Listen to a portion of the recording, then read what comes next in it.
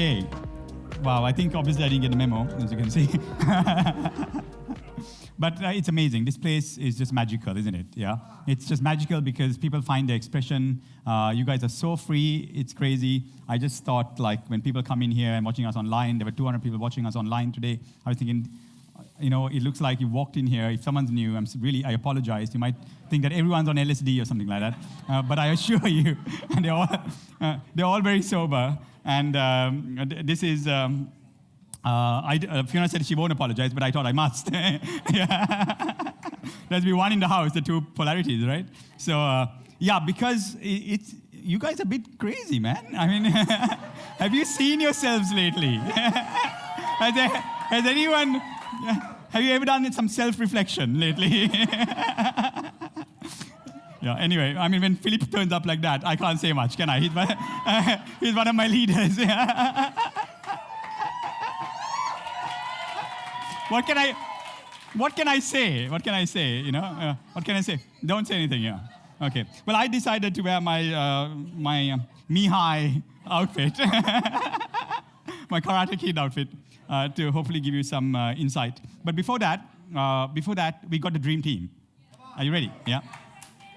And again, I don't know whether I'll have a word today because the dream team has, like I said last time, I hope they don't let me down, but they've got a whole lot of prophecies and dreams, and they got very accurate. And if you are new here and if you're watching me online, I want you to understand that this is not just random people suddenly having a dream. These people set their hearts and their minds aside on that day so that they can dream for WOW locally, the people who come. I mean, we just have maybe 30-40% of the church at the moment because of all the complications. But it doesn't matter. If you're here, the prophecies are for you.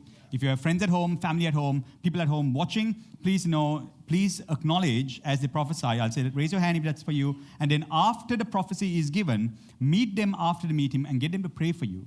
Because God reveals to them so that they also have the anointing to pray for you, to free you from that situation. Okay? So don't miss out. If you think, hey, that prophecy was for my brother, or maybe for my cousin, or for my my father or myself, then note the person after the meeting, go up to them and say, you've said something today, I feel it's for me, can you pray for me? Okay, it's for my brother or whatever it is or whatever, can you pray for me? Is that okay? Yeah? Come on. I'll tell you, this place is a magical place, okay? It's a place where God is real. God talks to the common person. He doesn't have to talk to the prophet in the house, He talks to all of us. And that's why this place is special. And you can see, if you're watching me online, I want you to know, all those ones you saw, God talks accurately in details, with names, with numbers, with faces, with places. And believe me when I tell you, lives have been saved because this God is real, and this God talks to His people. He doesn't have to talk to one man. He doesn't have to talk to just one man, and only one man hears from God. If you know God, if you know the right doctrines, if you know the right, your right identity in Him, God will talk to you very, very clearly. Okay. Now, I know many of you have asked to be in the dream team because God is talking to you. But the fact of the matter is that at the moment we are just jam-packed. Okay. And so I've told these guys that they're on roster, and then we'll take another roster in, and then we initiate them into the dream team, so they're here. So all that you're seeing is because we do a very specific prayer. Okay. It's a crazy thing. And then Saturday night. Okay, and Monday night, they have dreams like movies. Let me tell you, dreams like movies. They put their head to sleep, and it's like a movie roll. Going like this, and this is what happens to me, and so it's happened to others. And then names, places, all this. And then it goes so fast that you forget 80% of it, okay? And only 20% of it is what you're getting. Okay, that's really the truth of what is happening. But it comes through a prayer, and through a very, very, very definite prophetic unction. Did you just get it? Okay, all right. Okay, guys, let's do this. Now, you guys have been overly stimulated. Okay, so like unless I pull something off, like charging a phone or something like that, right? You won't be too excited. So I want you to bring your bottom line of boredom back down. Okay. Because bring it right down, okay? Because I'm not going to pull a rabbit out my cap or something. I don't have one. But I want to give you a word. Is that okay? And will you be as excited about the word as you were excited about the worship? Okay? Very good. Okay, good. I think you got it. Okay. All right? Because if you get bored, I get bored. Okay? Now, so anyway, I'll try to keep it as concise as much because this is a super meeting and I unfortunately prepared a long word. Okay? So I'm going to try and truncate it. And so let me start with this, okay? Something that is very, very important that you might not have seen in the Bible, okay? And it's really awesome because you'll notice that in the Old Testament, really the book of Acts, I think it's Acts 7 or something, really says that the law was given by angels. Did you see that? Acts 7 says the law was ordained by angels. How many of you have seen that? Acts 7. Yeah, do you see? Raj, come on. Raj has said, the law was ordained by angels or given by angels. Now, we thought Moses gave the law. Right? But Acts 7 says the law was ordained by angels. Okay? Remember, it is the Neuroscience of Grace. Okay? Ordained, say the word ordained. Order brought in by angels. Ordained by angels. Okay? So when you get ordained, you come into a order. Okay? That's what's important. That is why I'm a part. I mean, we don't look like the Apostolic Diocese of Ceylon. I know it's like a serious thing. But we are the Apostolic Diocese of Ceylon under the Indian National Apostolic Diocese. Okay, now that's an ordination. Now let's say it again. The law was ordained by angels. Okay, now that is really interesting because I can tell you something that if you look all the way up in the Old Testament, this is what you don't realize, is that God is constantly trying to tell them to go with an angel. Okay, constantly throughout the Bible, you look how many times it says, you need to go with the angel. I'll give you an angel. I'll give you an angel. I'll give you an angel. Moses is saying, I don't want the angel. I want your presence. Okay, have you seen that? Okay, in Exodus 33, he says, I don't want to go with the angel. He says, go with the angel. Angel will go before you. Okay, but I will not come. Moses says, no, I want your presence. I don't want the angel. Okay, this fight is going on between God and Moses. If you notice, if you read the Old Testament, you'll realize this fight.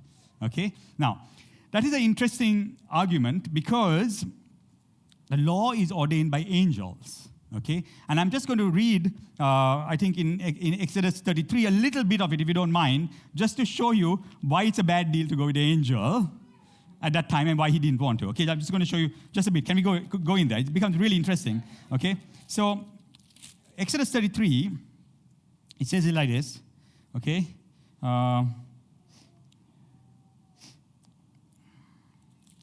Exodus 23. 33 is where he's saying, I'll give you the angel. Angel says, Moses says, I want your presence, not the angel. Okay? 23, I think, is him giving the angel. Okay? So verse 20 says it like this. Verse 20 onwards, if I can have verse 20 onwards up there. Okay? And so it says it like this. This is such a cool story, and if you miss it, you don't understand what's happening. That's why people don't understand the law. Okay? So he says, behold, I send an angel before you to keep you in the way. What is the angel supposed to do? What is he supposed to do? Keep you in the way. The way of what? The law. Okay? So then you understand this. Behold, I send an angel before you to keep you in the way and to bring you into the place where I have prepared. Beware of him and obey his voice. Obey. Do not provoke him. This is serious business. For he will not pardon your transgressions. Wow. You see why Moses didn't want to go with the angel? Okay? So, but we'll get there. Okay? No scandal on this angel. I love this angel. I work very closely with this angel. There are many of them. And I'll explain it to you now. Okay? So, for he will not pardon your transgressions. For my name is in him. But if you indeed obey his voice and do all that I speak, then I will be an enemy to your enemies, an adversary to your adversaries. For my angel will go before you, and he'll bring you in, into the Amorites and the Hittites and Perizzites and all that. Okay? Okay, stop one moment. These things people miss. Okay? And they miss it because they don't understand the ways of God. You see, Moses argues after this constantly, I don't want the angel. I'll go with you. Okay? But finally, at one point, in 33, now this was 23, if we go in 33, he cuts the deal. Okay? And God says, he says, if I found, and these are the exact words, I'm telling you the exact words that Stephen says. He says these exact words, and this is the Old Testament, thousands of years ago. If I have found grace in your sight, okay? Let your presence go with me and not the angel. And God, at that moment of time, in this wonderful moment in the Old Testament, says, you have found grace in my sight. Okay? But somehow, then he goes and tries to meet with God face to face, and things change again because of the people. And they get the law ordained by angels. Okay? Now I'm going to explain something to you that you need to understand, and you can only understand, if someone asks me, but Kavi, how do you see these things and others don't? It's because I'm immersed in the thing. You see, I'm immersed in understanding how the algorithms work. Okay? Angels are nothing but on one dimension, like a Higgs boson or electron. Okay? Some people call it electron, I call it angel. Okay? Because it's just one dimension. On the other dimension, when scientists are looking at an electron or a Higgs boson, and the way you look at it, then it behaves in a certain way. You know, electrons behave very strangely. If you look at an electron in a certain way, it completely collapses. It's a wave function first, but if you look at it, it immediately crystallizes. Okay, you can never catch it. He never shows him his real self, you see? And so that's one dimension of how it's manifesting through a microscope or how scientists see it or whatever it is. But the fact of the matter is, you see, these beings, that means every type of being on the earth, as you come down from the heavenlies. In the heavenlies, God is one, His Spirit. But as you come down, for instance, I'll just give you a rough example of this. If you're in the heavens, God is in the heavens, and the next after that will be maybe a seraphim. Come on, seraphims. Okay? Or a cherubim after that. Okay? Or a throne. Okay? There you go. Okay? And a throne, throne's allowed. The thrones are the judgment part, so seraphim, cherubim, throne. And after that, you start getting the other angels down, 22 levels down, according to the mystery schools. And as you come down and down and down, you finally come all through the angels down, and then finally you get to the celestial planets. Okay, Senasuru, another Rahu, okay, all these guys which are beings. You can only see 0.5% of what really they are. These are beingness. Okay? And you start coming down and down and down and down and down, and the power of God, did you just hear? God says, and I was in the angel. Did he say that I was in the angel? He says, you shall do it because I am in the angel. So he's in everything, and he goes down, down, down, down, down, all the way down to the elements. Fire, water, earth, all these kinds of things. That means God, His Spirit is passed down into everything, and the further you come down, it's subdivided, subdivided, subdivided, subdivided, subdivided. The more you go up, it's one. The more you come down, it's gradiently subdivided, subdivided, subdivided. So much so that when you get to science, medicine, and stuff like that, it is completely subdivided. God is subdivided into antibiotics. But it's Raphael, or Rapha, the angel. El means God. Rapha means God, the healer. Raphael is the angel, but it's subdivided and it becomes ampicillin. Yes, but in this realm, it's all subdivided. It has to be subdivided. So literally, you are now, through Christ, seated in heavenly places, but you're controlling the downstairs world. It's like the higher self, the creator, is living in his creation. The creator, which is you, Christ in you, in the heavens, is living in the creation, the subdivided world. Whatever you call it, it becomes. And the more you can subdivide it at the bottom, the more control you have of it, but it lacks the power that was right on top. But it's very effective because it's subdivided. Now, why am I telling you all this? Because the law is so necessary in this world, in the subdivided world. Everything works on laws. Look at the sun, the moon. The sun is going to come out tomorrow. That's a law. There's a law that is set in the heavens, ordained. It's going to come up at a certain time. It doesn't change except for seasons and times. And scientists will say exactly in this season, this is where the stars will be. It's all algorithms and patterns. Do you just get that? Okay? So in this world, we have to work with laws, and we have to work with algorithms. We have to work with patterns. And if we don't get that, and we think, oh, we are in grace, okay? Then what happens is, we might miss the bus because the bus comes on time. Okay? So what is grace? Grace is when you are in this subdivided world, when suddenly you can transcend You see, and they say, well, you know, Kirby, the spoon is metal and it's hard to bend, but suddenly it bends. It's because suddenly the metal shifted from that algorithm, and someone who's called a son of God was able to transcend metal and heat. And sometimes say, oh, well, you know, the electrical frequency goes like this into this area, and that's how the phone will get this or whatever. But someone will come and say, well, yes, I know that. I know electricity works like that, but let's transcend it, and let's get up a little higher, up. Okay? And then we transcend it. Same with sickness, cancer, disease. Okay? When you are sick, you need medicine in this world because you are from this world. You have a body. You need food to eat. But then some people can look at that, and there's nothing wrong in eating and taking medicine. It's just that it's absolutely necessary in this world. But at some points of time, when the doctor says it is impossible, there will be some people who will be able to translate. They'll say, no, well, he's got 6 months to live or 4 months to live, or this is the way this cancer is going to work, or this is the problem with the heart. It's blocked. And nothing you can do. This is how we know to do it. At that point of time, we can some people at some point of time, because of certain reasons, can transcend the laws and they can get into grace. Okay? Certain people are in different areas, in different categories of grace. With finances, some people are in just grace. You don't have to be a believer. You can be a complete heathen, but be in grace in certain categories. Okay? In that area, his heart, he's not gone through the trauma you went through. His father didn't go through the trauma that you went through. And he has come into a state of grace in that area, while the others are still under the law in different areas. You and I including are under the law in different areas. Now, why I'm saying that is I want to get into Galatians, and we look at the book of Galatians, and this situation in Galatians 5, just let's go there, and I'll show it to you. Is this okay? Is this good? Okay, now it gets really interesting, okay? It gets really, really interesting. Because I've been waiting to get to the neuroscience part of this, okay? And hopefully I can get there today. Is that okay? All right.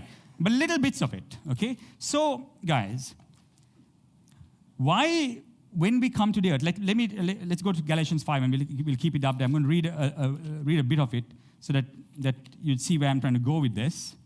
Okay, so Galatians 5, okay? In Galatians 5, it says it like this, okay? In Galatians 5, verse 16 or 17, okay? Let's go verse 19. They're all very good, but verse 19. Now the works of the flesh are evident, okay? Which are adultery, fornication, uncleanness, lewdness, idolatry, sorcery, okay? Hatred, contentions. The word jealousies is actually zealousies. Okay, the word jealousies means, the zealots who try to persecute us and say this is wrong, that is wrong. Zealous for their religion, jealousies, okay? Outbursts of wrath, selfish ambitions, dissensions, heresies. Heresies mean people who who rebel against any community. You can put him in any community, he just can't handle it.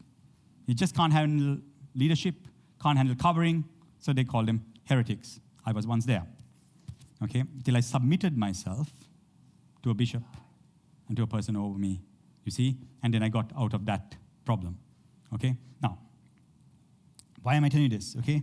So, heresies, is it there? Heresies? Heresies, ambitions, envies, murders, drunkenness, none of you go do that kind of thing. Revelries, I'm sure you do a lot of that, drunkenness, revelries, okay?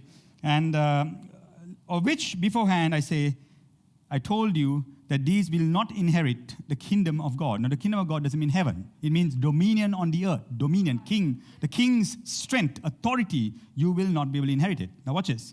But the fruit of the Spirit is love, joy, peace, long-suffering, goodness, faithfulness. Is it there? Gentleness, self-control. Against such, there is no law. You see that? There is no law. Say there is no law. There is no law. Against such, there is no law. Wow. Really cool stuff. That means the law is ordained by angels. Okay? And so when you're a child, they become a tutor and a guardian, okay, of you. What becomes a tutor and guardian? The algorithms, the patterns, the seasons, the times. It's coronavirus season. Wear a mask. Okay? Maybe you need to take a vaccine. Please don't get upset with me or watching me from America. Maybe you need to. Okay? Maybe you need to wear a mask. Okay? Because it's coronavirus time. The season is passing. Okay? But at that time, maybe we have not matured to be free from the law at that time. And therefore, in those seasons and those patterns, they exist for those who are in the world. Now, there are people who will be able not to wear a mask, and there will be people who will not get what is it called? A jab? What is it called? A vaccine? Okay, there are people who might not get a vaccine, might not even get sick, might not get the vaccine, and still survive because faith has come. You see? And so you can stop outsourcing and you become the son in that area. Do you just understand that? Okay? But till then, you are constantly outsourcing to these elementaries, angelic, the ones who like the patterns and the cycles and all this kind of stuff. And therefore, you fall under that authority till in that area you become a son. Now, only you will know, according to your conscience, whether you are a son in that area or not. Okay? Maybe if you go out and if you get the sniffle and if you can't avoid the common flu, there's no chance you can avoid the coronavirus. That's a simple test. Okay, if you get the flu, then you're going to get the virus. Okay, it's simple. So the same way with other things in your life. Now, for instance, I'm going to give you this example. You see, I want to talk about the deploying of your willpower, the deploying of your will. Okay, if you take your conscious effort and your willpower, and you put it into, say, I'm going to stop drinking, I'm going to have a healthy life, I'm going to start exercising, say that is what you want to do, or I want to make so much money, okay? I want to, say, make $1 million rupees more every single month, okay? And I put my conscious will to that, and my intention to that, and I plan to do it. If your environment is not set up for that, what will win? Will your environment win, or will your willpower win? Very, very important. Okay? Very important. Why the Jews were put in their place and they had to do all these things is because they came out of tremendous bondage. Okay? And they were under certain programs and patterns. And God wanted to come to them and for them all to grow up as priests and sons, but unfortunately, He realized that they need to be ordered by angels to keep them safe. You see? Because as they're ordered by angels to keep place as tutors and guardians until faith comes. Because what He realized was a people they had tremendous potential. They had a calling on their life. Okay? They were called for greatness, like each one of us. You see? But unfortunately, they were not trained for it. So because of that, till the fullness of time can come in our lives, in your lives, in my life, in different areas, God will place us under the guardian of angels, okay? Which is algorithms, seasons, times, and certain things. And we'll say, well, it's not my season. I mean, this season is not it's a seed planting season. Next season, we'll say, is a harvesting season. And we are put under these algorithms constantly because until faith arises. And so some people in finances, they'll say, well, you know what? When I was young, watch this. You show me someone, okay, show me anyone, please, okay, except for someone who's inherited it, but now busting it, okay, that's a different story. You show me anyone who is not initially worked hard for their money. Think of anybody who initially didn't. I mean, they might tell you great stories and I was lucky and all this stuff. But every single person, if you ask them, there are times that they didn't have any money. There are times that they didn't have any food. There are times that they felt that they will be forsaken. Okay? There are times that they had to borrow and borrow and borrow and lost everything. Okay? And then suddenly, from nowhere, they realized that it became easier and easier and easier and easier and easier and easier. Another person just wakes up in the morning, okay, and he just gets one phone call and he does a $20 million deal. But before, for him to get 20 rupees was so difficult. Okay? So what is happening to him? He's put under guardians and stewards, okay, for a season. And this season of putting under guardians and stewards is so that one day faith will come. You see? And suddenly, now, he says, it's so easy. I just make one phone call and just like everything just synchronizes. For a son, the whole creation responds. The whole creation responds to a son. Okay? But if there's conscious effort, that means it is not been automated. Am I correct? Conscious effort has not been automated. What you want is automation. What you want is when you just put your foot down, you pick the phone call, in one call, the minister picks the phone up. Okay? Hopefully you're not working with any one of them. But I'm just trying to tell you, okay? You pick the phone call, the doctor gives you the first appointment. There is a life like that. There is, I promise you. Okay? There is a life like that. But that life comes from the suffering and the pain that you immersed yourself into before.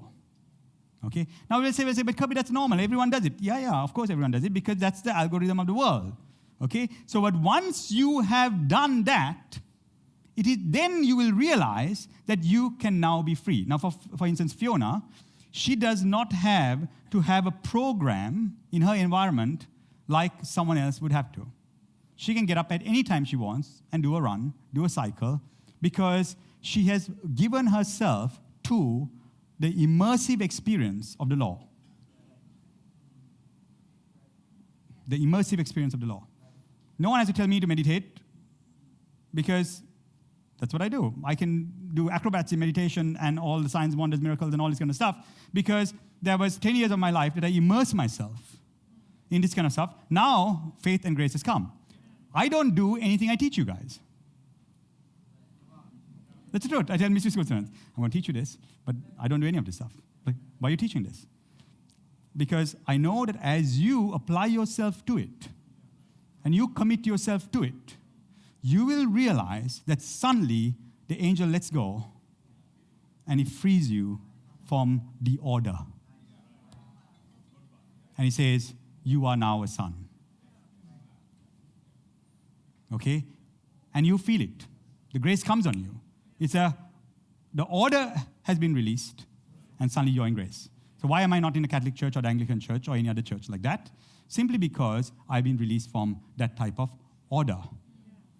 You see, sons can be released. And by submission of my own, I go under that order again because, now watch this, the grace that I have and enjoy right now, it's very, very easy for me to let go of this and start swinging the pendulum constantly on the other side where I will need to submit myself again to someone. So therefore, I judge myself first. So the Bible says if you judge yourself, you will not be judged. So before I get judged by the outside world, or someone has to come and say, fix this and fix that and fix this, all this, or I've crashed because I do things, the stuff that we are doing is so crazy and it's so much. I mean, it's amazingly massive, okay, that I could lose my whole mind and I could burn out. And then I will have to go under someone who will teach me how to survive, okay? I don't want to do that. I don't want to find it out one day. So because of that, I judge myself and you will not be judged. So I put myself purposely under submission, listening, giving myself into the advice, constantly trying to communicate and understand and learn so that that doesn't have to be my portion from the algorithmic, seasonal world that angels are in charge of. Because they are not as full of grace. They don't understand. They lack personality. Let's put it like that. Okay? They lack personality. Angels lack personality, really. And so they will just do exactly according to the law. And everything in the world works according to these spirits, if you call them angels, demons, whatever you call them. They're working according to algorithm, seasons, laws. Every single thing works according to one of them. Now, I enjoy them because in certain areas of my life, and I'm going to tell you something very complicated, and then we'll close this meeting. It's complicated, but you'll get it. In certain areas, I'm very, very good at what I do. Do you know why I'm good at what I do? Because I function under the order. That's why.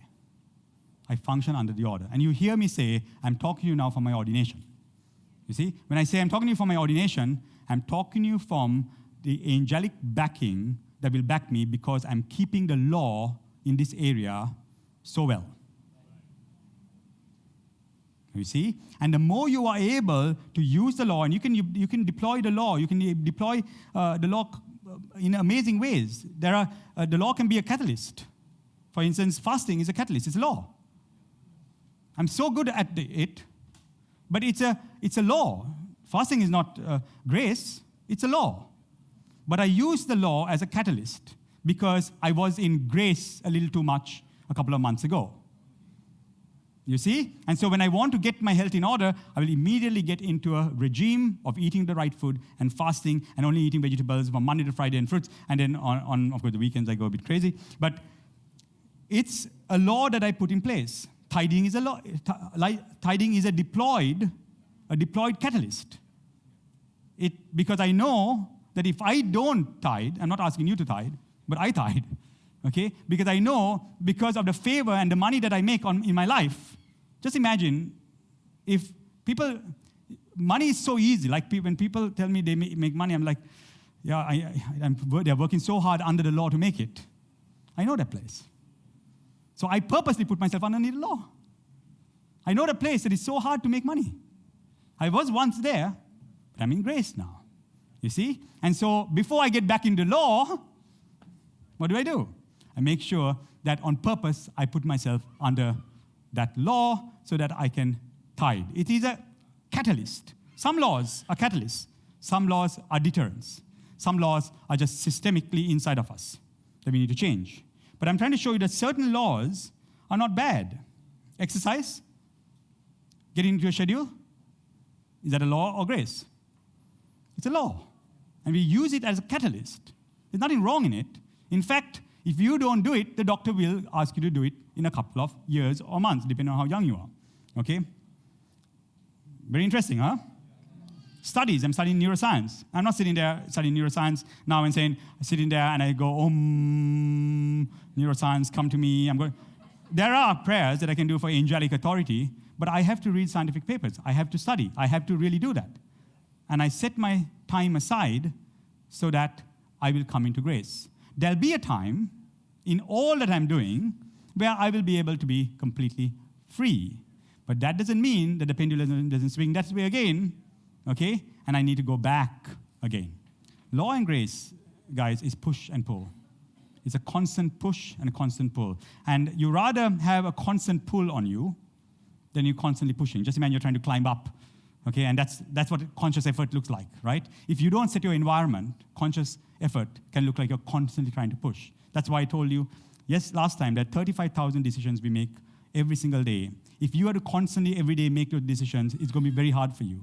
You rather make one decision for the year, and then it's absolutely scalable, and you decide, you know what, I'm going to exercise every day in the morning, I'm going to fast do an intermittent fast for 16 hours, I'm going to make sure that I support the ministry, and you make that one decision, not every month when the money comes says, how much should we give the church? It's absolutely unnecessary. That discussion is absolutely unnecessary. It's unnecessary to think, what time am I going for a run today? That's why we never exercise. Because you're leaving out of your 35,000 decisions, you get up again at 4 o'clock, you ask each other, shall we go for a run today? But if you make a decision, I will go for a run. You don't think, when am I going to fast? You know for sure you made a decision. It's scalable. Decisions are rules. It's laws that you set for sure once for the next 5 years, and it works. But every day if you're going to make a decision, you decide straight off. Like I have decided Monday to Friday, I will not be having any drinks. I won't be having a drink, or maybe on the weekend I'll have a drink. Okay? And that also, I may decide, maybe 1-2 drinks, say. Okay? Unless I really like what I'm drinking. Okay? So it's just a matter of principle. The rule has been made. I'm cutting down from all these overwhelming decisions that I make, and so my life becomes really easy. When I want to do a run, I make sure that my running shoes are downstairs. For all my mentalism and all that kind of stuff, I have a magic box that is under my table. What am I doing? I'm making sure that things are easy for me. But those are all laws. Those are all decisions, all rules that you can use to make sure you enter into a place of grace and faith. You see what I'm trying to say? You can't get there without making those decisions. You see, you have to use the law because the law is a catalyst to get you into grace. Do you just understand that? And if you put the law on yourself, no one has to put the law on you. It's as simple as that. Why the law comes on us with penalties? And people say, but the law brings penalties and accusation. Not the laws you put on yourself. The law that you don't like, that you say, well, I don't like the law because it's accusative and condemning and all that. Yeah, but that's when others have to put that on you.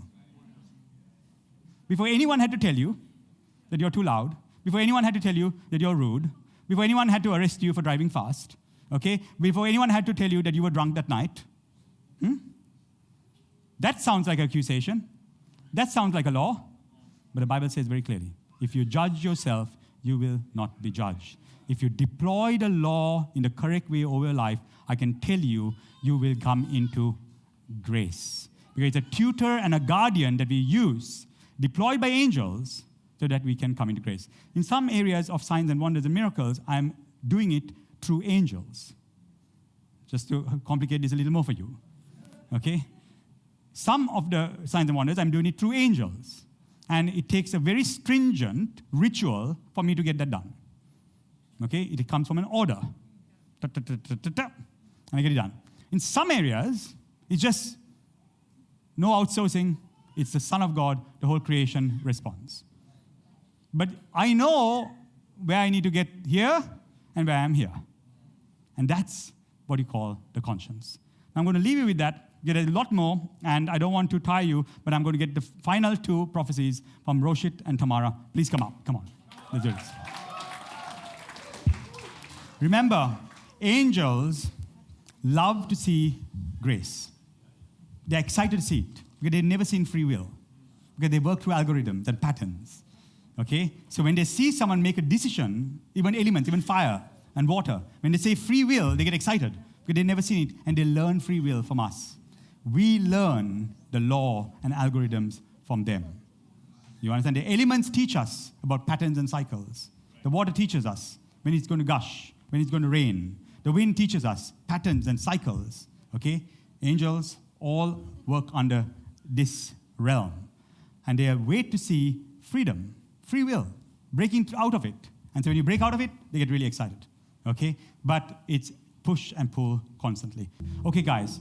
We've had a phenomenal day. This is what we call a super meeting. We thank WOWLife World and all the people. We had over 200 people watching.